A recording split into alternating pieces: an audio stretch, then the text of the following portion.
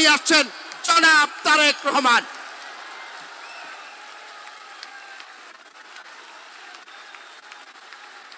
ধন্যবাদ রাজীব।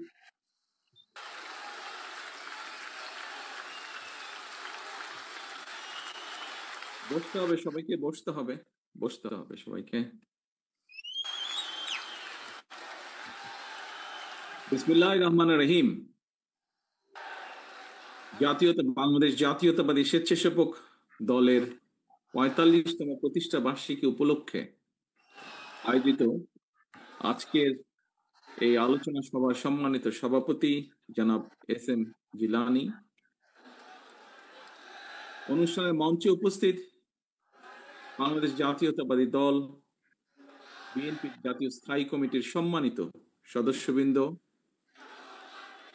উপস্থিত বিএনপির কেন্দ্রীয় এবং অঙ্গ ও সহযোগী সংগঠনের বিভিন্ন পর্যায়ের নেতৃবৃন্দ, উপস্থিত গণ অভ্যুত্থানের শহীদ পরিবারের সম্মানিত সদস্যগণ এবং সমাবেশে অংশগ্রহণকারী স্বেচ্ছাসেবক দলের প্রিয় সহকর্মীবৃন্দ, আসসালামু আলাইকুম। 2024-এর গণ অভ্যুত্থানে শহীদ পরিবারের সম্মানিত সদস্য সহ আপনারা এতক্ষণ যারা বক্তব্য রেখেছেন, আপনাদের বক্তব্যে ফ্যাসিবাদী বিরোধী আন্দোলনে বিএনপি সহ সকল গণতান্ত্রিক রাজনৈতিক দলগুলোর পাশাপাশি 2024 সালের গণ অভ্যুত্থানে জাতীয়তাবাদী স্বেচ্ছাসেবক দলের ভূমিকা এবং দেশের চলমান রাজনৈতিক পরিস্থিতির চিত্র উঠে এসেছে। প্রিয় সহকর্মীবৃন্দ, মানবিকতা, ত্যাগ, সামাজিক দায়বদ্ধতা থেকে স্বেচ্ছাশ্রমের অনুপ্রেরণা এবং অঙ্গীকার নিয়ে 1980 সালের এই দিন থেকেই জাতীয়তাবাদী স্বেচ্ছাসেবক দলের পথ চলা শুরু হয়েছে। আমরা দেখেছি প্রতিষ্ঠার পর থেকেই বিভিন্ন সময় বিভিন্ন পরিস্থিতিতে স্বেচ্ছাশ্রমের ভিত্তিতে, সেটি পরিষ্কার পরিচ্ছন্নতা অভিযানই হোক, সেটি প্রাকৃতিক দুর্যোগে মানুষের পাশে দাঁড়ানোই হোক, সেটি কোভিডের সময় বিপন্ন মানুষের দিকে সাহায্যের হাত বাড়ানোই হোক, বিভিন্ন সামাজিক কর্মসূচি স্বেচ্ছাসেবক দল পালন করেছে, পালন করে চলছে। শুধু তাই নয়, একই সঙ্গে দেশে গণতন্ত্র প্রতিষ্ঠা এবং স্বৈরাচার ও ফ্যাসিবাদ বিরোধী আন্দোলনে সংগ্রামে স্বেচ্ছাসেবক দল রাজপথে ভূমিকা রেখেছে, বরং বলা উচিত শুধু ভূমিকাই রাখেনি, অত্যন্ত সাহসী ভূমিকা রেখেছে।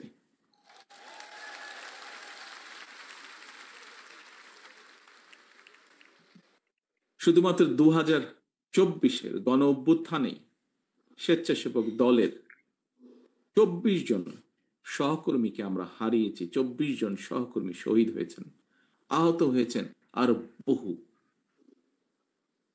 প্রিয় সহকর্মীবৃন্দ, 1.5 দশকের ফ্যাসিবাদ বিরোধী আন্দোলন চলাকালীন সময়ে আমরা স্বেচ্ছাসেবক দলের সভাপতি, সাহসী নেতা মরহুম শফিউল বারী বাবু সহ অনেক সহকর্মীকে আমরা হারিয়েছি। অনেক সহকর্মী বিভিন্নভাবে শারীরিকভাবে ক্ষতিগ্রস্তের শিকার হয়েছেন।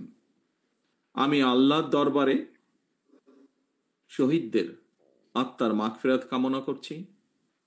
যারা বিভিন্নভাবে শারীরিকভাবে ক্ষতিগ্রস্ত হয়েছেন, অসুস্থ হয়েছেন, তাদের সুস্থতা কামনা করছি। প্রিয় উপস্থিতি, সম্মানিত নেতৃবৃন্দ, প্রিয় সহকর্মীবৃন্দ, আমার বিশ্বাস এবং দায়িত্বের জায়গা থেকে আমি প্রায় বলে থাকি একটি কথা বিভিন্ন বক্তব্যে আমি সেই কথাটি তুলে ধরার চেষ্টা করেছি। 1971 সালে বাংলাদেশের 71 সাল ছিল বাংলাদেশের স্বাধীনতা অর্জনের যুদ্ধ। 2024 সাল 1971 সালে সেই স্বাধীনতা যাতে আমরা অর্জন করেছি, সেই স্বাধীনতা রক্ষার যুদ্ধ ছিল 2024 সাল। এর বাইরেও আমরা বলতে পারি দেশের 54 বছরের ফ্যাসিবাদ স্বৈরাচারের বিরুদ্ধে প্রতিটি গণতান্ত্রিক আন্দোলন সংগ্রামে যারা শহীদ হয়েছেন গত 54 বছরে, তাদের এই আত্মত্যাগের প্রতিদান সম্ভব নয়, প্রতিদান দেওয়া সম্ভব নয়। এই সকল বীর শহীদদের কাছে আমরা যারা বেঁচে রয়েছি সহ সমগ্র বাংলাদেশ ঋণী।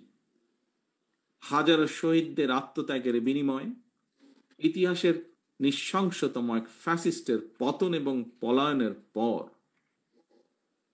এখন ফ্যাসিবাদ বিরোধী গণতান্ত্রিক শক্তির নিজেদের মধ্যে নিত্য নতুন ইস্যু নিয়ে অহেতুক বিতর্কে লিপ্ত হওয়া শহীদদের আত্মত্যাগের প্রতি অবমাননার শামিল বলে একজন রাজনৈতিক কর্মী হিসাবে আমি মনে করি। বরং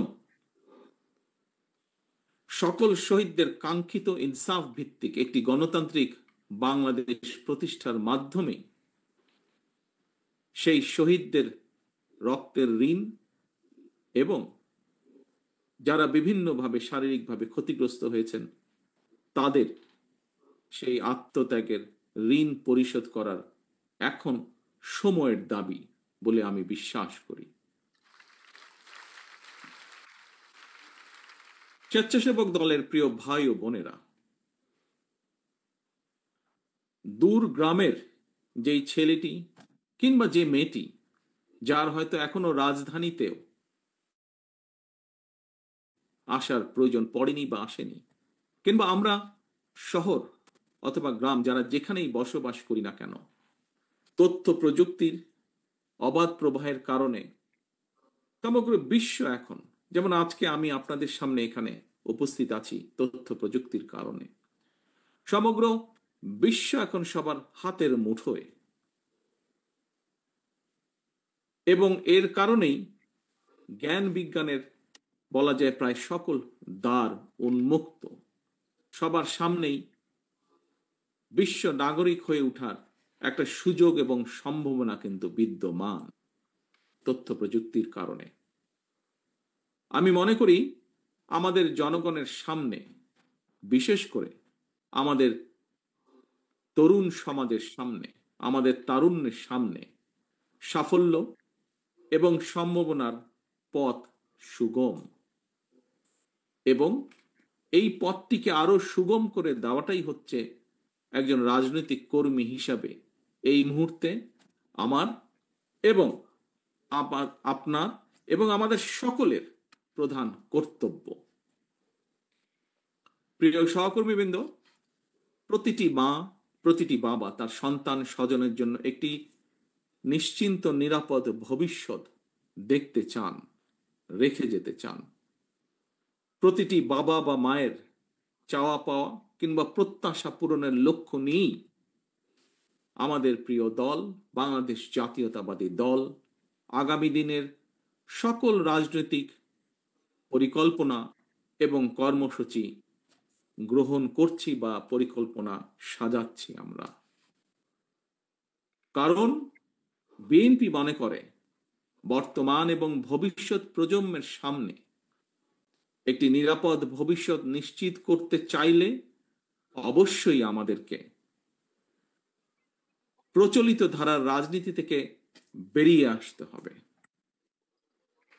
এখানে একজন বক্তা উল্লেখ করেছেন প্রতিশোধ, প্রতিহিংসা।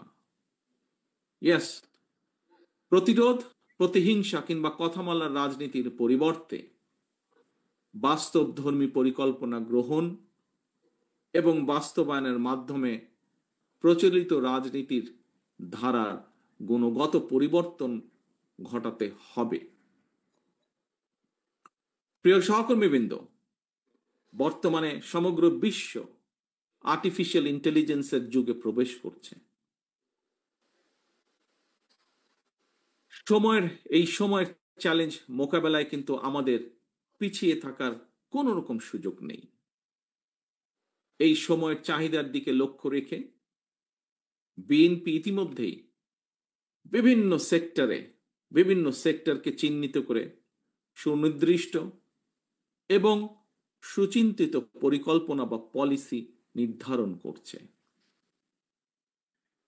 শিক্ষার্থীরা স্কুল, কলেজ কিংবা বিশ্ববিদ্যালয়ে পড়াশোনা শেষ করার পর অথবা একাডেমিক শিক্ষার যে কোনো পর্যায়ে বিভিন্ন কারণে, পারিবারিক বা সামাজিক বিভিন্ন কারণে, আমাদের দেশে যেটা অনেক ক্ষেত্রেই হয়ে থাকে, কোনো কারণে ড্রপ আউট হলে একজন শিক্ষার্থীকে আর যাতে বেকার জীবন কাটাতে না হয় অথবা বেকারের অভিশাপের মধ্যে বেশি দিন কাটাতে না হয়, সেই পরিকল্পনাকে সামনে রেখেই শিক্ষা কারিকুলামে স্কুল পর্যায় থেকে বিশ্ববিদ্যালয় পর্যায় পর্যন্ত অন্তত একাডেমিক স্টাডির পাশাপাশি ব্যবহারিক এবং কারিগরি শিক্ষা অন্তর্ভুক্ত করার পরিকল্পনা বা সিদ্ধান্ত গ্রহণ করেছে বিএনপির পরিকল্পনার মধ্যে। বর্তমান এবং ভবিষ্যৎ প্রজন্মকে আজ এবং আগামী দিনের প্রতিযোগিতায় যোগ্যতম হিসাবে গড়ে তোলার লক্ষ্যে বিএনপির উদ্যোগে ইতিমধ্যেই একটি শিক্ষা বিশেষজ্ঞ টিম শিক্ষা কারিকুলাম আধুনিক বা মডার্নাইজ এর প্রস্তাব এবং পদ্ধতি নিয়ে কাজ করছে। এই টিমের মধ্যে আমাদের দলের যারা এই ব্যাপারে এক্সপার্ট তারা যেমন আছেন, একইভাবে এ ব্যাপারে বেশ কয়েকজন বিশেষজ্ঞ কাজ করছেন যারা হয়তো আমাদের দলের সদস্যও নন, কিন্তু তারা দেশের জন্য কন্ট্রিবিউট করতে চান, এরকম মানুষও কাজ করছেন। স্বেচ্ছাসেবক দলের প্রিয় ভাই ও বোনেরা, ধর্মীয় সামাজিক মূল্যবোধ, মানবিক মূল্যবোধ সম্পন্ন ভবিষ্যৎ প্রজন্ম গড়ে তোলার পাশাপাশি বর্তমান প্রজন্মের স্বাচ্ছন্দ্যময় জীবন নিশ্চিত করার জন্য বিএনপি নির্দিষ্ট কর্ম পরিকল্পনা এবং নীতি আমরা গ্রহণ করার চেষ্টা করছি বিএনপির মাধ্যমে বা আমাদের টিমগুলোর মাধ্যমে। আপনারা অনেকেই কিন্তু এর মধ্যে দেখেছেন, জেনেছেন, কোনো কোনো ক্ষেত্রে আপনারা সেখানে ছিলেন না, উপস্থিত ছিলেন ফিজিক্যালি আপনারা। সেটি হচ্ছে দেশের প্রায় অনেকগুলো জেলাতে, বিভাগ পর্যায়ে হোক, জেলা পর্যায়ে হোক, তারপরে তারুণ্যের সমাবেশ হোক, জাতীয়তাবাদী ছাত্র দলের কয়েকদিন আগে যেই সমাবেশ ছিল সেখানে হোক, যুব দলের বেশ কিছু সমাবেশে আমি দেশের বর্তমান ভবিষ্যৎ প্রজন্মের জন্য একটি কল্যাণ রাষ্ট্র বিনির্মাণের লক্ষ্যে বিএনপির নেওয়া অনেকগুলো কর্ম পরিকল্পনা আমি তুলে ধরেছি এবং বিভিন্ন জায়গায় আমাদের যে টিম যারা 31 দফা সহ বিভিন্ন কিছু ক্ষেত্রে নজরুল ভাই ওনার বক্তব্যে তুলে ধরেছেন, এই টিমগুলো বিভিন্নভাবে বক্তব্য তুলে ধরেছেন বা তুলে ধরেছে বিভিন্ন এই অনুষ্ঠানগুলোতে। আমরা বলেছি বিএনপির আগামী দিনের নীতি বা রাজনীতি হবে জনগণের জীবন মান উন্নয়নের রাজনীতি। সেটি দেশের ভিতরে হোক, সেটি দেশের ভেতরে হোক, বিদেশে হোক, যাতে কর্মসংস্থান সৃষ্টি করা যায়। এবং শুধু কর্মসংস্থান সৃষ্টি নয়, আমাদের আরেকটি মূল লক্ষ্য বা টার্গেট থাকবে নিরাপদ কর্ম পরিবেশ সৃষ্টি করা। এটিই হবে আমাদের রাজনীতি। বিএনপির নেওয়া সকল পরিকল্পনা বাস্তবায়নের ক্ষেত্রে খুব সম্ভব নজরুল ভাই তার বক্তব্যে এই কথাটি বলেছেন, ওনার সাথে একই সাথে সুর করে আমিও বলতে চাই, জাতীয়তাবাদী স্বেচ্ছাসেবক দলের নেতাকর্মীদের ভূমিকা আগামী দিনে বাংলাদেশে আরো গুরুত্বপূর্ণ হয়ে উঠবে। এই পরিকল্পনাগুলোকে আমরা আল্লাহর রহমতে সরকার গঠন করলে এই পরিকল্পনাগুলোকে বাস্তবায়ন করার ক্ষেত্রে, কারণ বিশ্বের সার্বিক অগ্রগতির সঙ্গে মানুষের অধিকার এবং চাহিদার একটা কিন্তু ব্যাপ্তি ঘটেছে, চেঞ্জ ঘটেছে। আগে আমরা বলতাম অন্ন, বস্ত্র, বাসস্থান, শিক্ষা বা চিকিৎসা। এখন আর শুধু অন্ন, বস্ত্র, বাসস্থান, শিক্ষা কিংবা চিকিৎসা এই কয়টি শুধু মানুষের মৌলিক অধিকার নয়, বরং এর সাথে অর্থনৈতিক সচ্ছলতা এই নিশ্চিতের পাশাপাশি বাক স্বাধীনতা বলেন, নিরাপত্তা বলেন, জলবায়ু বলেন, পরিবেশ বলেন, এসব বিষয়গুলোকেও কিন্তু বর্তমান বিশ্বে মানুষের মৌলিক চাহিদার অংশ হিসেবে স্বীকৃতি দেওয়া হয় বা গ্রহণ করা হয়। এবং এই কারণেই বিএনপির গৃহীত কর্মসূচিগুলোর মধ্যে জলবায়ুর নেতিবাচক যে প্রভাব সেটাকে কিভাবে মোকাবেলা করা যায় এবং মোকাবেলার মাধ্যমে পরিবেশ সংরক্ষণের জন্য সুনির্দিষ্ট পরিকল্পনা আমরা গ্রহণ করছি। আমাদের টিম এই পরিকল্পনাগুলো তৈরি করছে, এই বিষয়ে যারা কাজ করছেন এই সেক্টরে। এ প্রসঙ্গে আমি কথা প্রসঙ্গে এখানে একজন বক্তা বলে গিয়েছেন, খুব সম্ভব বোধহয় আমাদের গাজীপুরে মিলন সাহেব বলেছেন ওনার বক্তব্যে, কৃষি এবং পরিবেশের উন্নয়নে আমাদের দলের প্রতিষ্ঠাতা, স্বাধীনতার ঘোষক, বাংলাদেশের প্রথম রাষ্ট্রপতি শহীদ জিয়া দেশে সবুজ বিপ্লব শুরু করেছিলেন।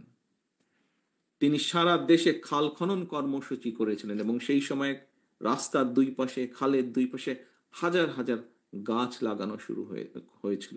শুধু তাই নয়, দেশনেত্রী খালেদা জিয়ার সরকারের সময়ও কিন্তু আমরা দেখেছি সেই সময় উপজেলা পর্যায়ে কিভাবে বৃক্ষ মেলা হয়েছিল এবং আমরা দেখেছি গ্রামের মানুষ কিভাবে সেই বৃক্ষ মেলা থেকে গাছের চারাগুলো কিনে নিয়ে যেতেন, কিনতেন এবং তাদের বাড়ির আঙিনা হোক, বিভিন্ন জায়গায় হোক, বৃক্ষ রোপণ করতেন, এই বৃক্ষ চারাগুলো রোপণ করতেন।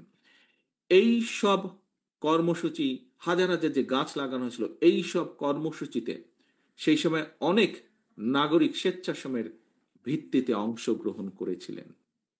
প্রিয় সহকর্মীবৃন্দ, এই একই ধারাবাহিকতায় পরিবেশের উন্নয়নের লক্ষ্যে বিএনপি ইনশাল্লাহ আগামী দিনে জনগণের রায় আল্লাহর রহমতে সরকার গঠন করতে সক্ষম হলে আগামী 5 বছর সারা দেশে কমপক্ষে আমরা 25 কোটি গাছ লাগানোর পরিকল্পনা গ্রহণ করেছি। শুধু তাই নয়, দেশকে বন্যা বলেন, খরা বলেন, এসবের থেকে রক্ষার পাশাপাশি কৃষকদের সেচ সুবিধার জন্য, মানুষের পানির সুবিধার জন্য, পানির সুবিধা নিশ্চিত করার জন্য আমরা ইনশাল্লাহ পুনরায় খাল খনন কর্মসূচি, খাল কাটা বা খাল খনন বলুন, এই কর্মসূচি আমরা চালু করব, সিদ্ধান্ত নিয়েছি আমরা। এর কাজ এরই মধ্যে পরিকল্পনাগুলো গ্রহণ করা হচ্ছে।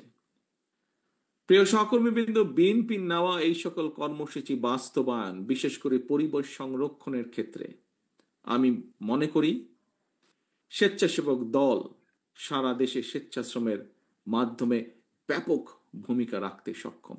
আজকে আপনাদের প্রতিষ্ঠা বার্ষিকী উপলক্ষে যেমন আপনারা কর্মসূচি গ্রহণ করেছেন, উপজেলা পর্যায়ে যে হাসপাতালগুলোকে পরিষ্কার পরিচ্ছন্ন করার যে কর্মসূচি যে আপনারা গ্রহণ করছেন, এইভাবে ঠিক আমাদের এই কর্মসূচিগুলো ইনশাল্লাহ যখন আমরা কাজে হাত দিব, বাস্তবায়ন করব, সেই সময় স্বেচ্ছাসেবক দলের আমার প্রিয় সহকর্মীরা সারা দেশে যে ছড়িয়ে ছিটিয়ে আছেন, আপনারা বিপুল ভূমিকা এখানে রাখতে পারেন।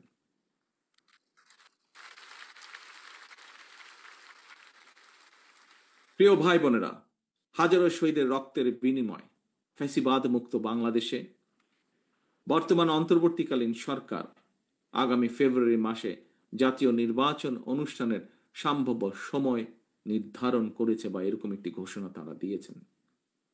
এই নির্বাচনের মাধ্যমে দেশের জনগণ দীর্ঘ 1.5 দশকেরও প্রায় বেশি সময় পর আমরা বিশ্বাস করি, আমরা প্রত্যাশা রাখি, আশা করি আমরা নির্ভয়ে নিরাপদে নিজেদের ভোট দিয়ে নিজেদের পছন্দের প্রার্থীকে, নিজেদের পছন্দের এজেন্ডাকে বাস্তবায়ন করে জনপ্রতিনিধিদের মাধ্যমে বাস্তবায়ন করার, নিজেদের ম্যানিফেস্টোকে বাস্তবায়ন করার সুযোগ পাবেন দেশের জনগণ।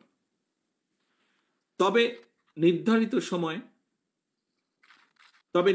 সময় যা নজরুল ভাই এখানে তার বক্তব্যে উল্লেখ করেছেন, সেই কথা রেশ ধরে আমিও একটু বলতে চাই। তবে নির্ধারিত সময় নির্বাচন অনুষ্ঠান নিয়ে ফ্যাসিবাদ বিরোধী আন্দোলনে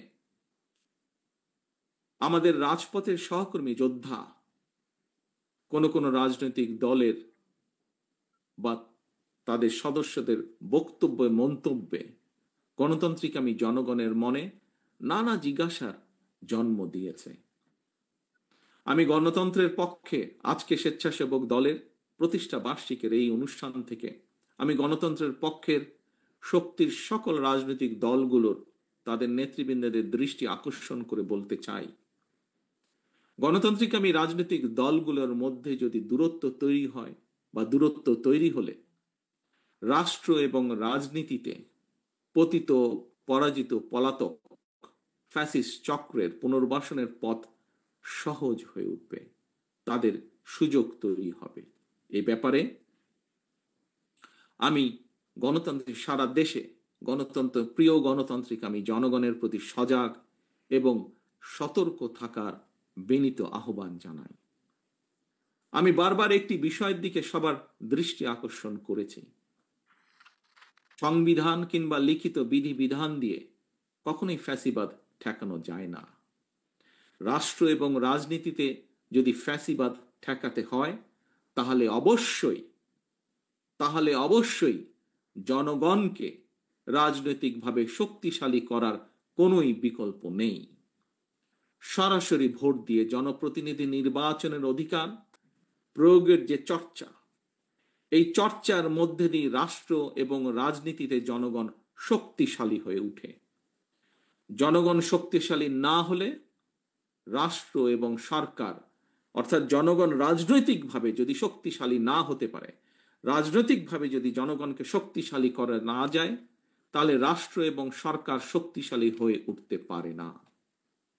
গণতান্ত্রিক ব্যবস্থাপনায় রাষ্ট্র এবং রাজনীতিতে জনগণকে শক্তিশালী করা কিংবা প্রতিটি নাগরিকের রাজনৈতিক অধিকার প্রতিষ্ঠার ক্ষেত্রে নির্বাচনই হচ্ছে জনগণের সরাসরি ভোটের যে নির্বাচনী ব্যবস্থা, সেই নির্বাচনই হচ্ছে অন্যতম প্রধান মাধ্যম।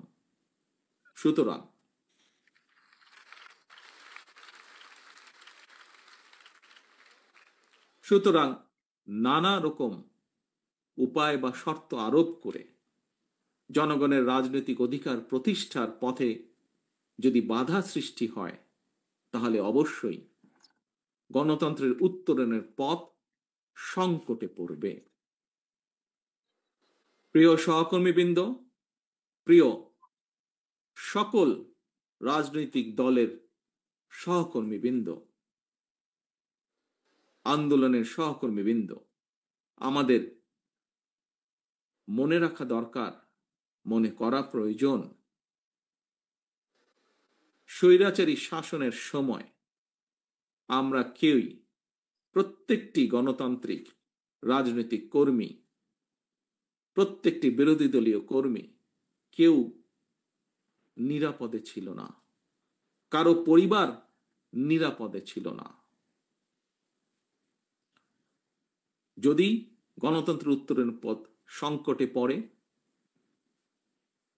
রাষ্ট্র এবং রাজনীতিতে জনগণ নিজেদের অধিকার করতে না পারে, তাহলে সামগ্রিকভাবে সকলকে, সমগ্র রাষ্ট্র দেশকে সমস্যায় পড়তে হবে।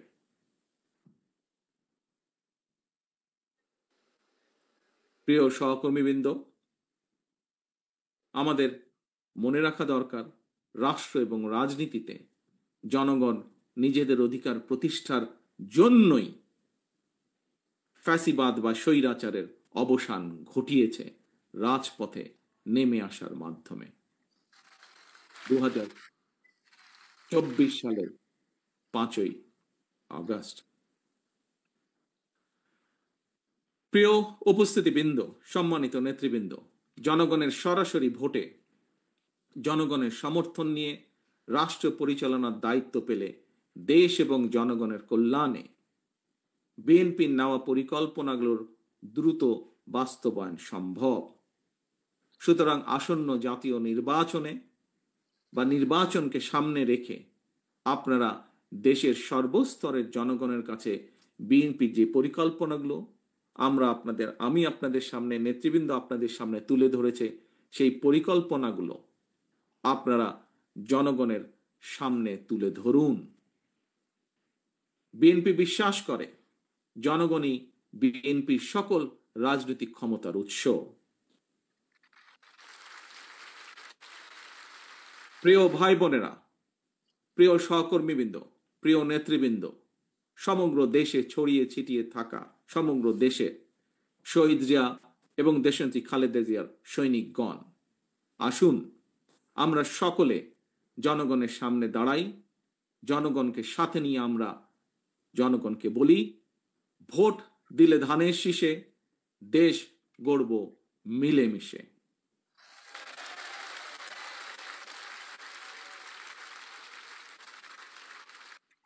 স্বেচ্ছাসেবক দলের প্রিয় ভাই ও বোনেরা, সারা দেশের প্রতিটি ইউনিয়নে স্বেচ্ছাসেবক দলের অসংখ্য নেতাকর্মী সমর্থক রয়েছেন।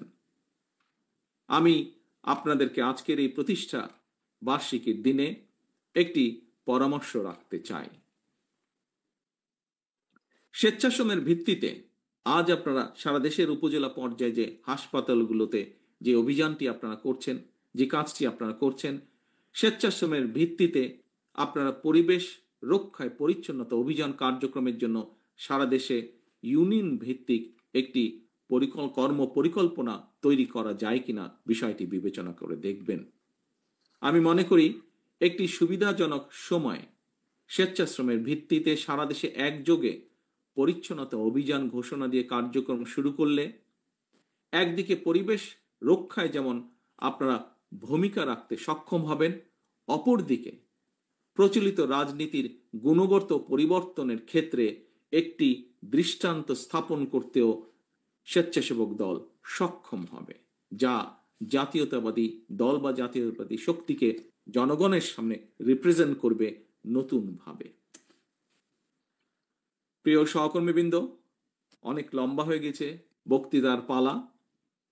পরিশেষে বক্তৃতা আমি শেষ করে আনতে চাই। আমি বক্তব্যের শেষে আপনাদেরকে আমি আপনাদের প্রতি আহ্বান রেখে বলবো, ফ্যাসিবাদ বিরোধী আন্দোলন করতে গিয়ে আমাদের লাখো নেতাকর্মীকে বছরের পর বছর ঘরবাড়ি ছাড়া থাকতে হয়েছে। আমাদের হাজারো নেতাকর্মীকে গুম খুন অপহরণের শিকার হতে হয়েছে। ফ্যাসিবাদ শাসনের অবসান বা স্বৈরাচার পলায়নের পরও আজও ফ্যাসিবাদ আমলের দায়ের করা মিথ্যা এবং রাজনৈতিক উদ্দেশ্য প্রণীত মামলায় এখনো আমাদের হাজার হাজার নেতাকর্মীকে আদালতের বা আর হাজিরা দিতে হচ্ছে। গতকালকে আমাদের কৃষক দলের সেক্রেটারি বাবুলকে জেলে যেতে হয়েছে এরকম একটি মিথ্যা মামলার কারণে।